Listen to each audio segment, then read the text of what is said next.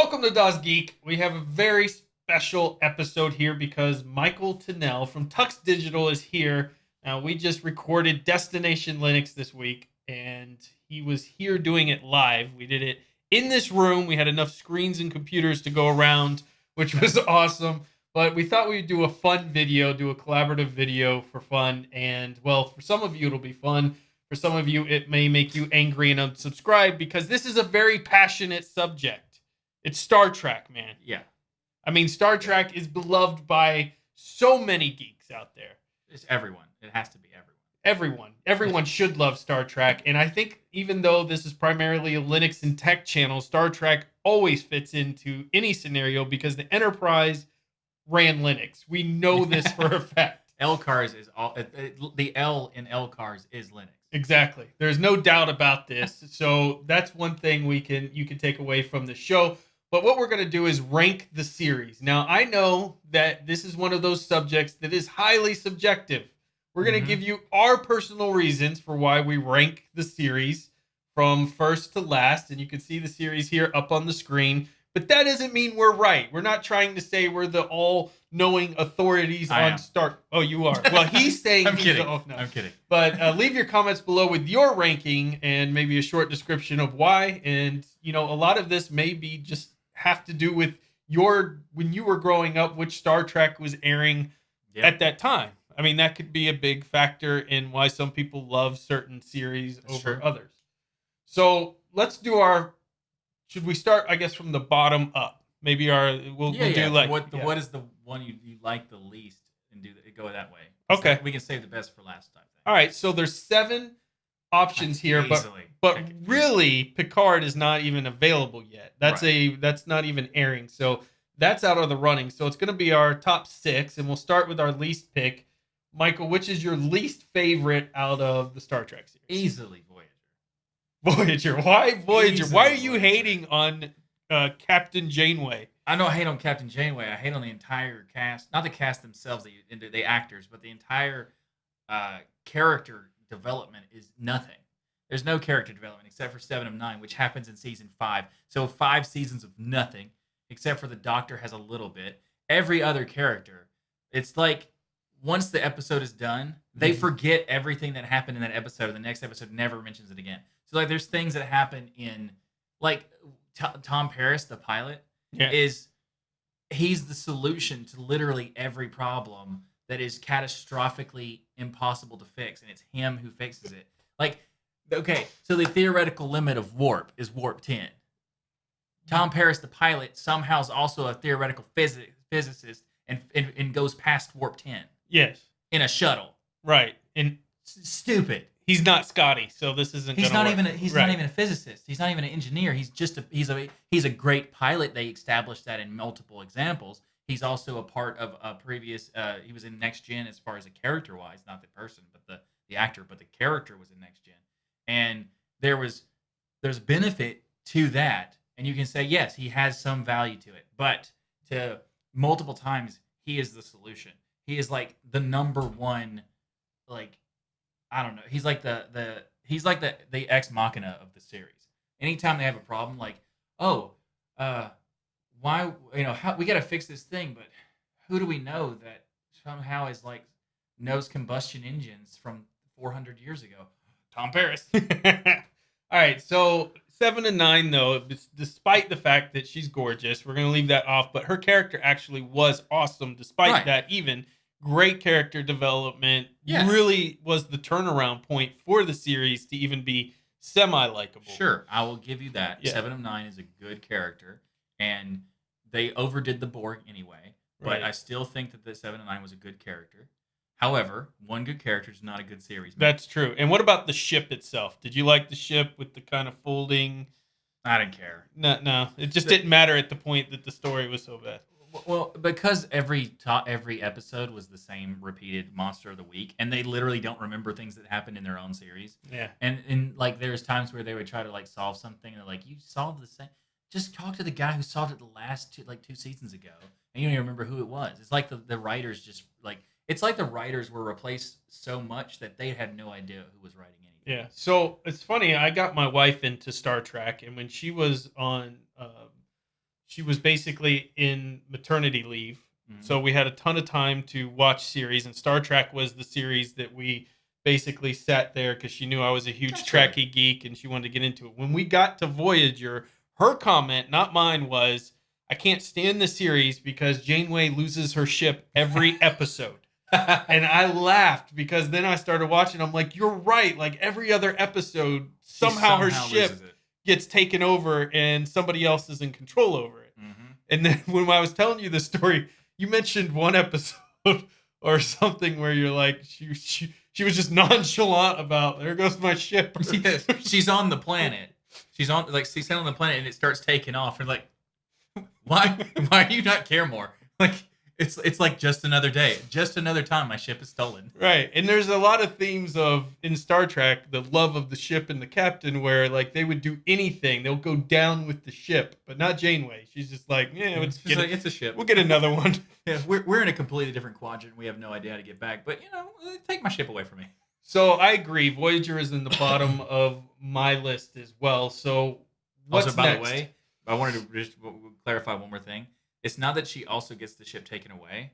It's that she's not the one who gets it back almost always. Right. Yeah. Like half the time it's Tom Paris. There was even a time where the entire crew was like captured and put into jail cells and all this other stuff, and the ship was controlled by a whole other entity. And Tom Paris was out somewhere, and he gets his own like bandit team, and he comes and saves the day by himself by convincing these other people to help him. And this other thing, and it's like, basically the rest of the crew do nothing. It's like, what kind of writing is this? All right. So what's next on your list? Okay, after Voyager, it gets way harder. Like that one was like super, super easy. All right. So I have to kind of, admit something that puts me out in a way. Okay. I haven't seen Discovery. Yeah, that's a big negative there. Well, I don't know. I can't make a decision whether I like Discovery or Enterprise more or less. So I can't pick and choose between which one is which. Whoa, you were going to put Enterprise as one of your next picks potentially?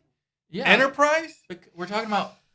No, okay. Here's the Captain Jonathan Archer is a national treasure. Okay. All right, go ahead. Pick one. I don't hate Enterprise. That's the thing. Okay. So there's a problem. Okay. Let's just say, as far as iconic, the original series is the most important of the franchise. Sure, kicked it all off. Gene Roddenberry's Super original important. dream. You know? Yeah, and also the Gene Roddenberry did the Next Generation, which was why it's so good and everything. Yeah. Like it's the iconic aspect of the Star Trek original series. Right. We should specify we're talking about the shows, not the movies. Not the movies. Yes. So the shows, I don't like the original series. Okay, so that's your next pick? Yeah, I mean, I would say Enterprise Wow, so you basically just gave away your Trekkie card. No, You're not a Trekkie. You're into Star Wars at this point. The Trekkie movies, okay, the original series movies are way better, right, than the show. They're 1,000 times better than the show, and they have way more character development. They're not as campy and all that other stuff. Like that is a fantastic series when you get into the movies.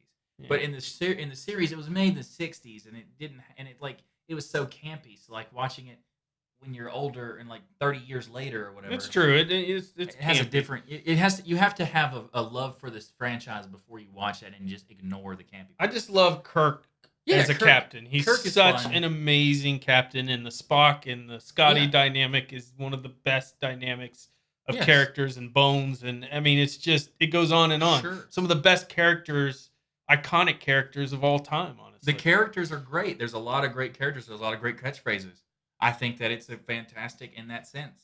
And then they also triples, and then watch the choreography of their fights. Yeah. And it's incredibly laughable. Like, oh no.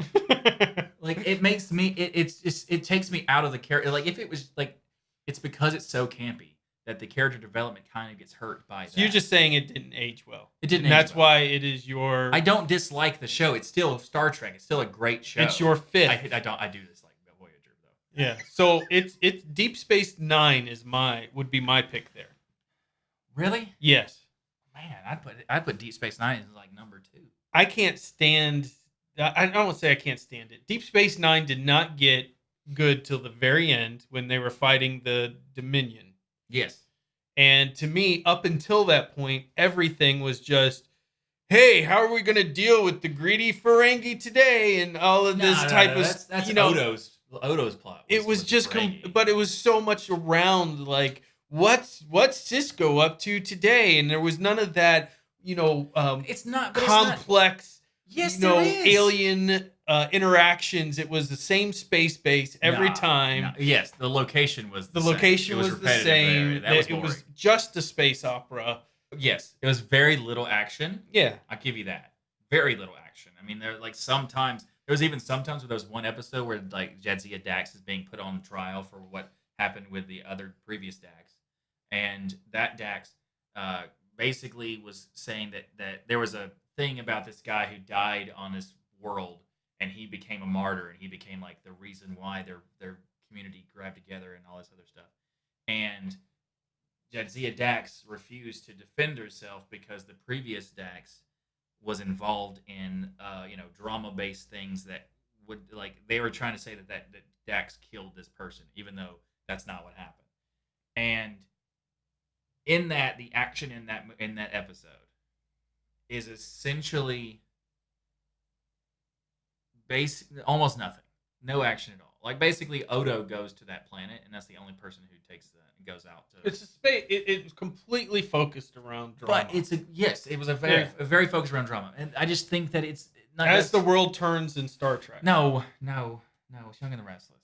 Young and the Restless. Star Trek. Okay, no, because it actually has good stories. It has good writing. It has a huge, fantastic development over the course of the entire series. Of like, for example, Gul Dukat is such a good character in the sense of like he is awful. He's atrocious, being. He's just outright awful. And then there's still a little grasp, but you kind of like him because he's funny and he's charismatic. I mean, it was like this. I think more people are going to agree with you. I think more people are going to like Deep Space Nine. I know the Trekkies that I have associated with hold Deep Space Nine in high regard. I never got it. I personally did not enjoy it till the end. When the Dominion came in, I was like, now we're talking Star Trek here. We've got the good space battles. We have the moral dilemmas. We've got all of that stuff packed into each episode. And I thought that was really well done. But, the Dominion changed it completely and made it so much more fun. Yeah. But I think the reason I like Deep Space Nine is how in-depth their stories became. Like, because they like that one episode was a one-off, but it was very character development of both Cisco, also Kira and Dax. All had high development in that episode, and it was only a single episode. And they all had like the structure of like like you learned about the past of Kira, you learned about the past of Dax, you learned about the relationship between Dax and Cisco, and how while it's because it's still the same symbiote Dax. Because it's a new person, and now it's Jadzia doing it, they are still friends, but they're nowhere near as close as they were. So this one episode stuck with you so No, heavily. there's a ton of episodes like that. For example, like the episode with Cisco becomes a writer about... that sounds fascinating. No. Cisco becomes a writer. No. How will it end? Okay, it sounds way worse when I said it like that. Fair. But what happens is that they are in this transporter malfunction or something, and their essence becomes like put into the database because they need to save them, and the only way to save them was to put them in the computer. They couldn't store them in the computer because they're still people, so they had to put them somewhere. And at the time, Bashir was running a holographic simulation of a crime novel drama thing that he liked, and they put all of the people as characters in his hologram. To keep them alive. To keep them alive, but they're not aware that they're in the hologram. They're not aware that they are just people in playing characters, and it takes it where the only person who knows is Bashir and also O'Brien. I think it was O'Brien, and and it was like and it's an interesting thing because he's a writer in the 20s as a black man writing about stories of a black captain of a space station. So he basically is writing about Deep Space Nine. And it's like the development of him experiencing the life as that in that world as that. Right. It's like, and it's a really interesting story because it's very Star Trek. It's very Well, that's one of the things Star Trek has done from the beginning is it yes. pushed social boundaries, Hmm. and in my way, in a very intelligent way, to where people watching it didn't really realize that's what it was doing. Right. But there are many studies that have been done and research on Star Trek and how it really Change culture. changed Yeah. culture, and that's one of the reasons many people love it. So, okay, so I have that ranked. You had the original series ranked Just because it didn't hold up, and next. and So I watched it. I watched it. When I was like 15, and I didn't really like it. what's your fourth pick then? What comes in fourth out of these? And we have the animated series we didn't talk about, but I'll just go It's ahead and technically say not a that's show, though. really my last, if Yeah. anything, no matter what. It's not really a show because it's more of like it's kind of like a sequel to the. Yeah, to the- I thought it yeah. was pretty stupid. But so okay, I would say Voyager and my thing is that original series and Enterprise kind of battle between each other, which one I like more or less, Okay. and it depends on like which stories that I take into consideration, which episode I take into consideration because they fluctuate drastically on other things. Like the ending for original series, way better than the ending for Enterprise. Like Mhm. I absolutely hated the ending of Enterprise. Right. And like there's different aspects of why, like different things about why I like it. So I would say like it's not necessarily that my second least favorite is the original series. It's that I can't choose which one is like between the three, and I can't Okay. I can't actually use Discovery as an example because I haven't seen it, and particularly because they're not Klingons, and Those are fighting words. Go on. well, they don't look like Klingons. Is my point. And so that part is just kind of weird. So I can't. So who's specifically choose. next? Get it out. Enterprise. Enterprise. All right. I'd put DS9 a little bit above Enterprise because I do like a lot of stuff about Enterprise, but there are some things that are just ridiculous. Now I have Enterprise in. I guess it would be my third if we take the animated series out because I originally ranked it in seventh. Oh, So in seven of them, including the animated series, when I was thinking back on this in my notes. So I think Enterprise was one of the most underrated Star Treks out there. I would agree with that. And I believe the reason why people did not watch it and did not like it was the stupid opening sequence. It was the first time instead of using an orchestra, they played some dumb rock band music and Hey, don't mock the rock and it band. did not feel sci-fi. It did not, put the idea of space exploration or mankind pushing the boundaries of technology when you hear some stupid 80s rock theme or whatever it was that they were playing. And Yeah. that is the reason I think it didn't take off because all the Star Trek fans would start playing it and you're like, what is this? What am I watching? Like Miami Vice or what? It was dumb. Yeah, Hawaii 5-0. But the show itself and the actual characters and development and the first dog, I remember besides the Klingons, the Klingon dogs, the first dog that was a part of the series and the captain, which I thought was a unique take because there was never animals on the ships, Right. really, before Very that rare. time. And I think Deep Space Nine had an animal, but I don't remember. But at the same time, I think that I agree that Enterprise is definitely underrated. And I would say that it's there. That's what I'm saying is because original series and Enterprise are one of those things where there's so much impact from original series that it's hard for me to say that it's not good. Even though it's not, even though it didn't hold up when I watched it because it was from the '60s, so it didn't have that same kind of appeal. Right. But it still did so many things that were so iconic, and I did watch a lot of episodes that I really did like, and also like the Tribble episode was awesome, and Of course. and the Tribble's been used so many times. I mean, it's a meme. It's everywhere. yeah, right? and also the Deep Space Nine episode with Tribbles is amazing. Yeah. But then there's then the Enterprise is underrated as well. That's why it's hard for me to say because it's like Enterprise is considered terrible by a lot of people, and it's definitely not. No. And I love the fact that the Enterprise ship on Enterprise is not the original Enterprise. Yeah. Like that was just a prototype sort of thing, and Yeah. they happened to call it that. But I really like the fact that it was it felt more in the century that they were placing it in. Like you have the Next Generation, and even the original series Starship Enterprise has a much more touch interface stuff, and you have like the next gen has like ridiculously touch and like Right. and voice activation and stuff. whereas they actually have levers to do things, and they could only do it to like warp 3 or And something. they didn't have shields. They had reflective reflector Yeah, they had reflectors. I don't remember what reflectors. they're I don't called. think they had full on shields, at least at the very beginning of the episodes. And Right. they may have gotten it towards the end, if I recall. But I don't remember when they which one they did. Like, 'cause I don't. To be honest, it's been a while since I watched Enterprise. But yeah, same here. yeah, but they have. There's a lot of great things about it, and I really do love the fact that it was like taking in consideration. Like, this felt like the Enterprise was supposed to be the first ship, or in Enterprise the series, it was supposed to be the first ship that we got a space travel thanks to the Vulcans. Right. And it felt like what we would have made at this period if the Vulcans came and helped. Right. Right. So it like that part of it, I love the fact that they put that much effort into consideration what the ship would look like. And I do like Archer for the majority of the time. And, Yeah. And a lot of and I also like the actor too. But there's a lot of things that happened in Enterprise that I really liked. And there's a lot of like dialogue in Enterprise that makes sense.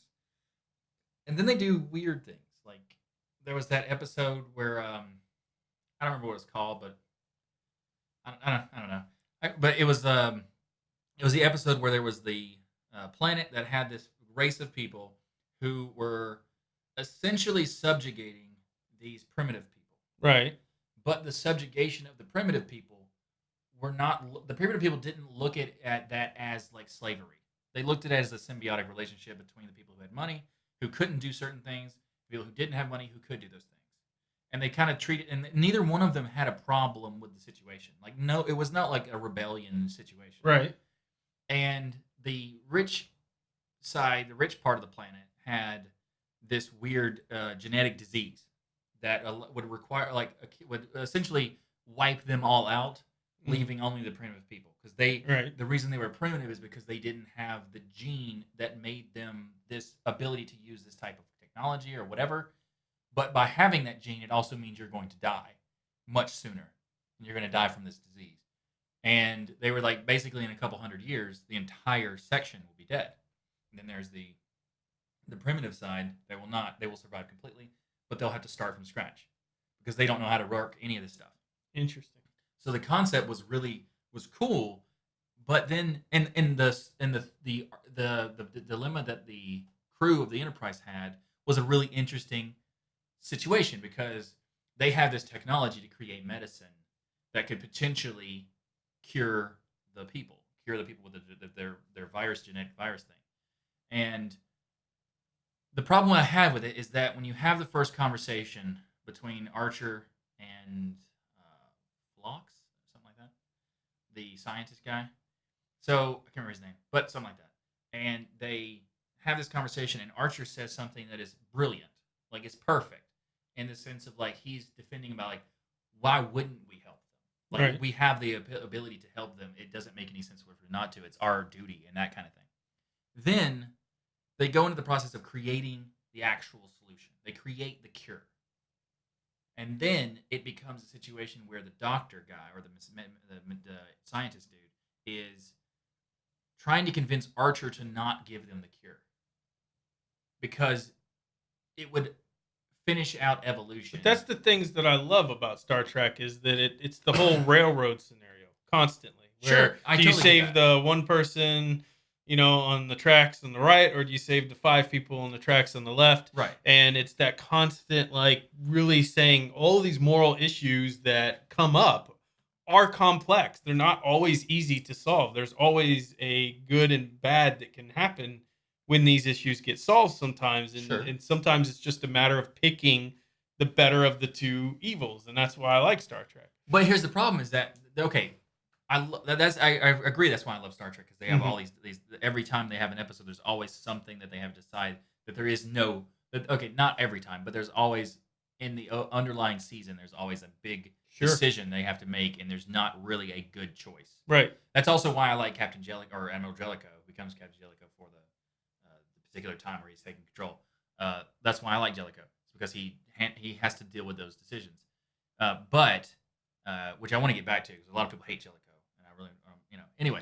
Well, you got to keep not explain the whole series. I'm sorry. Anyway, the reason why I don't like the Enterprise is because they do these things where they get it. Every episode for me is like They get it almost perfect to being Star Trek, Right. and then they just kind of like Pull it back. yeah, and they just kind of fall right at like they I can get see it. that a little bit. Yeah. They get to the threshold of being like, you are a fantastic. Why did you do that? Right. And that's what they did with that episode, where they have the They cure. fizzle it out. Yeah. Yeah, they have the cure, and they choose not to give the cure to them because it would violate evolution. Not really, because violating evolution means we are interfering with a society that will react in a thing that benefits So this. you just have an issue with their writers. Mostly. You're like, hey, that's not the logical decision that the Star Trek should have come to. No, it's not the logical aspect. It's because it's the reason why I like Enterprise to the point of like it's 90% there and then goes bleh.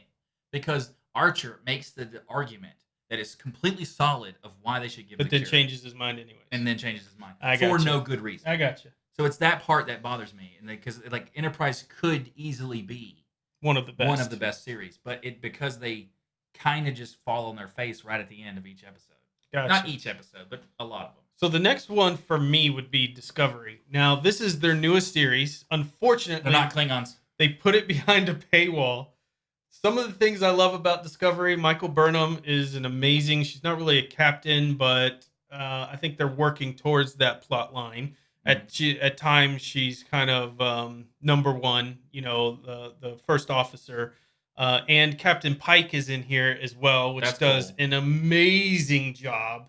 Absolutely fantastic actors and actresses across the board. The Klingons, while they look different, look amazing and threatful again, unlike Worf, which back then looked cool, but today he kind of looks like I really wouldn't be that scared of him type of Klingon. Sure, except this is a prequel-ish. Yes, I get that it didn't follow the canon very well, but I love that unlike in Enterprise, which I love, the Klingons will generally speak for maybe a couple words and then they'll speak English because the idea is the universal translator kicks in or whatnot. But in Discovery, the Klingons will do full 15-minute sequences where everyone's talking in full Klingon, and it's just like you feel like you're there in that awesome. that time, and they are just it's every character in there has their amazing strengths, like they're strong captains or strong leaders or strong warriors, but they also show their weaknesses as well in a very big way. So unlike a lot of shows where it's like, oh, this is our main character and they pretty much know how to do everything in every scenario and win, these characters are built in that way that they're more human. They have the pluses and the minuses, and at times they can lead them astray, which I love that human factor that they build in. They're not MacGyver. Oh my gosh, we we saw the new MacGyver on TV and started watching some of them, and it's as a joke, and then we forgot it was running. It's so bad. Oh my gosh. Anyways, Discover's next, but you haven't seen it. But I will say one thing is the Discovery. Like we had before we decided to make a conversation about it, we just kind of casually started talking about Star Trek or something, and they were like, okay, we accidentally realized that we were both huge fans of Star Trek. Yeah. So we're going to talk about this. But in the conversation about this, the Discovery show, I hadn't seen it because of the whole. They're not Klingons, and that bothers me. And that's not a fair decision. Like if the show is a good show, I could just ignore this one. I mean, you could argue that a lot of the stuff doesn't really make any sense, like because the way they explain, the the transporter is different all the time of how it works. So like, whatever, who cares, right? Right. But so the Klingon thing is like I could just get over it. So when we were having the conversation, you mentioned a couple of the characters that made me really interested in watching the show, and I will watch the show now.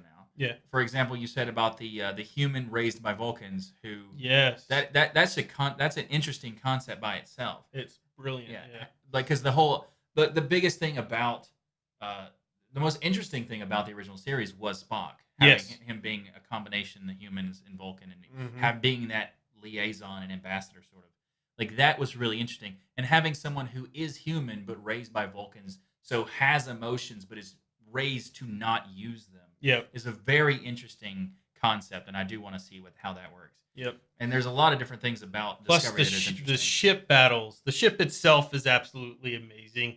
And if you haven't seen it, it's worth the $5.99 at least for a weekend. That's what, less than a movie ticket, and you could get through the 2 seasons in probably a 3-day weekend.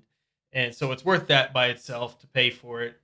But the ship, in one of the battle scenes specifically, the ship is able to basically transwarp into an area it wants to go to. So instead of having to, warp speed there, it just appears where it wants to be, where it needs to be, using a special network. And I won't go into that and ruin it for people, but seeing that utilized in a battle in ways I never thought, oh my gosh, if you had a ship that could do that, then you could do this to battle the Klingons. You're Was essentially teleporting amazing. with the ship. Yeah. Exactly.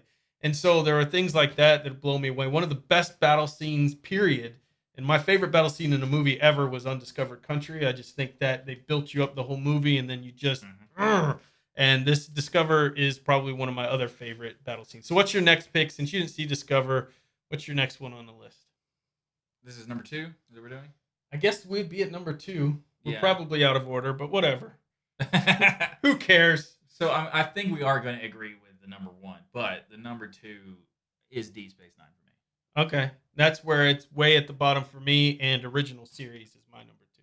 Yeah. I love the original series because of Kirk. I have actually used a lot of Kirkisms in my leadership style in real life. I love the idea that he takes risks. He doesn't play by the rules. He doesn't allow. He cheats. He cheats. He looks out for the greater good for people, even though at the end of the day, everyone gives him all this praise and stuff. His decisions that he makes as a leader are always for the greater good, not for himself. Yeah. And even when he cheats, he's doing it so he helps other people. Right. And so I think in some of the best character dynamics ever, even though we hear off screen, some of them didn't get along, it doesn't matter.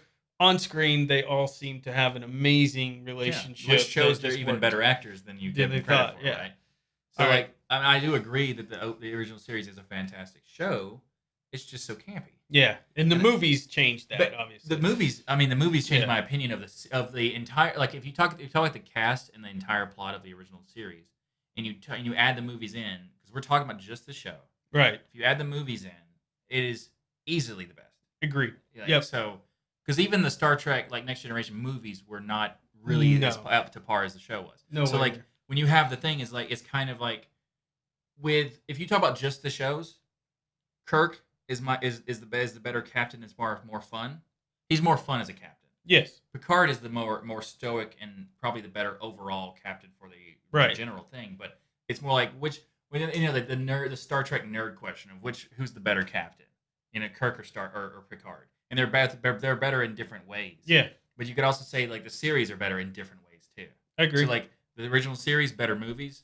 The Star Trek Next Generation, better show. Yep. Like that's the kind of thing. And that's So- both of our top pick for the best Star Trek series on Easily. TV is, for me, The Next Generation. I just think it had everything you could possibly want. Yes. Great Everything. character development, great enemies, great dilemmas, great in pushing, the social boundaries, and just it had a little bit of everything. And they take concepts that wouldn't normally make any sense for them to be in the show, and then just put it in there, and then see how it works, and then it works. And then there's Q. And we can't forget about the importance Q and is one of the amazingness best of characters Q. ever made. Yeah. He's one of the best characters, and also John Delancey is just like a fantastic, perfect choice for being Q, and he does the role so perfectly that it's like people remember Q being more important in Star Trek than he actually was in Star Trek. Right. People think of him being one of the most important characters in the show, and he was only in like 7 episodes. It's amazing. Like, that's he made how that much of an impactful. impact. Yeah. It is because, and it's not even just because he's like essentially a god of the universe, along with the continuum. He is just so good at delivering that, like, You believed it. Yes. Yeah. The gravitas that he has, the bravada that he has, is so perfectly aligned with the character that they're giving him, and it was so good. Anyway, like, Q is definitely one of my favorite things. As far as like one of my favorite characters in the show, but the Next Gen was easily number 1. I love the ship. I love the battles, the Yeah. Borg the first time when Captain Picard got transferred to being a Borg. Like those Yeah. series, you were on the edge of your seat waiting for the next episode to come out during that time. I mean, Yeah. it was insane, intense, and how the crew reacted. And Riker's beard. Riker's beard. I was gonna say that seriously. Riker's beard is like it's like the best trope ever Yes. to be created. Like of all the things to have a show or a TV trope made after you is because you grew a beard and the show got better. It really did. Yeah. Like that's and the season 1 was still fun, but it did have that really campy attitude a lot of the time. Yeah. So like it was trying to argue. It was trying to be what Next Generation became in season 2. Agreed. Like it was trying to do that, but it also tried to keep some of the campiness. Now, Like the one episode that was just a one-off for no reason, and it had that like entity in space that had a weird face. yeah. Like that was such a weird Yeah. episode. It was still fun, but it was Not so all weird. of them were great, but for the most part, it was a fantastic series. Well, that was season 1. Anyway. So Picard is coming out, which is a new series. I'm very excited about this. I let you watch the trailer that I had for Picard. It's Picard in his vineyard. We don't know where it's going to go. The but first time I saw the trailer was here when we were talking about Star Trek. Yeah. And then the first thing I said was, this narration is so annoying, but I love the fact that they're in the vineyard. Yeah, that was the big part of what he wanted to do with his life if he wasn't a captain or if he retired. And that's kind of the dialogue with it is, hey, you stepped down from being an admiral. Why? I think is kind of in the trailer. Then it ends. And so we'll have to see. But look, I think it's going to be incredible. So my ranking, just to go over it real quick in case we went out of order. Next Generation's number 1, original series number 2, Discovery number 3, which may surprise some people, 4, Enterprise, 5, Deep Space Nine, 6, Voyager, and I guess it's not here, but if the animated series counts, that would be last for me. Yeah. Okay, so I don't remember what my order was, so I'm going to guess. Okay. Voyager, totally last. Gotcha. Enterprise original series are tied for 4. How about that? How about that? And then Discovery I've never seen it, so I can't give a rating for it. Then Deep Space Nine, then Deep Space Nine, and then Next Generation. So really, Deep Space Nine is number 2. Yeah, because here's the thing: when I first started watching Deep Space Nine, I'm like, okay, this is the weirdest thing. When I first started watching Star Trek was Next Generation. And that's not because I love it because of the nostalgia. Like I've gone back and watched Star Trek Next Generation. I still love it. Yeah, it's still amazing. I do too. I still watch it. And I've binged it, multiple times, all the way through. And then when I watched, when I was watching Deep Space Nine, it was at the tail end of Next Generation, and you're like, man, Next Generation is so good, and you're killing it. And then you're replacing it with this. Yeah. And when I was watching Next Generation, I was also, a kid. Right. And the next in Deep Space Nine, I was also a kid. And it was kind of boring as a kid. Yeah. So I kind of didn't care. And I did watch it for the most part. I didn't watch every season when I was a kid. And whatever. But no, I went back when I many years later, and I went back and watched it. And I was like, oh, this is very interesting, the dynamics that they have in structure. Like, for example, Cisco. Cisco is such an interesting character because he Picard has this core of himself that he will not stray away from. Right. And you respect that core. But it's not realistic. In certain situations, like for example, there are 4 lights. Right. Like he refused to acknowledge that there were 5 lights. That's because Picard has such inner strength, Right. You're not gonna break Picard, man. No, they did break him. You don't break Bullethead. They don't break his will, but they did break him. You can't break Bullethead. You can break, but they did break him technically because at the end of the episode he goes, I think I saw 5 lights. Yeah, but he says that in when he's only talking to Troy. To Troy, yes. Yes. So like but you see his core, even his will can't be broken. Even if you break him in you can't break his will. But Cisco is a more humanist. He's a more feels more human to you because you don't have a strong core like I do. How dare you? How dare you? All right, I set that up perfect. Best captains: Kirk, Picard, Pike, Jonathan Archer, Cisco, then Janeway. We're gonna give them a bonus of best captains. Mine is Kirk number 1, Picard number 2, Captain Pike number 3, Jonathan Archer 4, Cisco 5, Janeway number 6. Haven't seen Discovery, so Pike is not accounted. Right. Oh man, this is hard. Kirk or Picard, number one. Who would you rather be on their ship? Let's let that be the tiebreaker. Interesting. Yeah. Interesting. Because it is a super tie. And I would say You're a red shirt. Which one? I would rather be on Picard's. Yeah. I would pick Greg Picard for sure. Because he would join me in the situation. So I probably would pick Picard because I like the dynamic of All right. So Picard, then Kirk. then Kirk, But it's so hard because it's like basically flip a coin. then Cisco, yeah, then Cisco. and then Actually, no. Because Cisco is an awesome character, but he's not the best captain. He's also not really a captain; he's a commander. right. But even then, he's not the best person to be in leadership because he is willing to go the extra mile, even if it's a bad thing to do. Like All right. there was one episode where he does something that is very bad, and he's like, "Would I do it again?" Yep, I probably would, and I'm okay with myself. So where do you Like, put that's Cisco hard. then? I would Under put- Jonathan Archer? I would put Jonathan. Okay, I'm gonna pretend that 10% at the end of every episode does not count, Okay. and put Jonathan Archer there. All right. Archer there. Now Janeway would be a fine captain to be under if she didn't lose the ship every 5 minutes. Yeah, I would so put Cisco before Yeah. Janeway because Cisco at least kept the ship. he kept his battle and he station. always kept control. Right. Even when there was a possibility of him losing control, he still kept control. And I still think that Cisco is a good character. I just don't think he's better than Archer. Okay. Is what I'm saying.